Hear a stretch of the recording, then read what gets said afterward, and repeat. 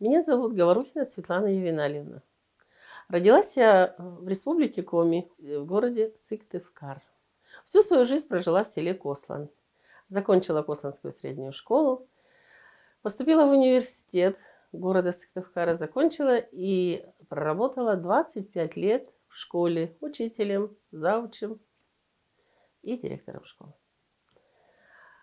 Посчастливилось какое-то время работать в Черноморском культурном центре города Сыктывкара. Сейчас я на заслуженном отдыхе.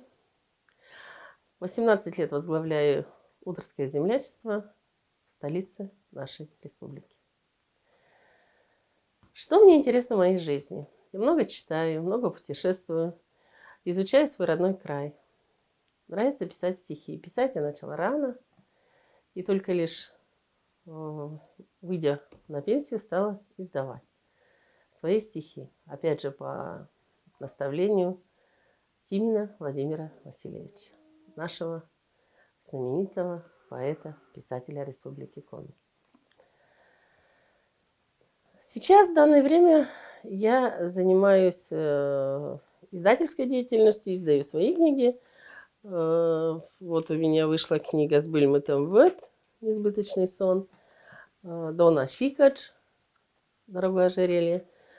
И в союзе с Обрезковой Ниной Александровной мы выпустили книги самодеятельных авторов Удары Шон Диаму и Эзеш Йольяс. Кто-то может задать вопрос, для чего это надо? Я считаю, что человек, пишущий, знает, о чем он пишет.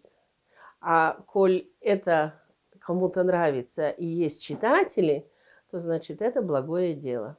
О чем эти книги?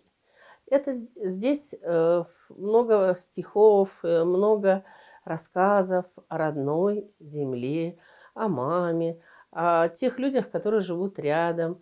Большая здесь исследовательская работа о том, какие же названия носят реки, деревни, озера, ручейки. И я считаю, что здесь очень много познавательной литературы для подрастающего поколения.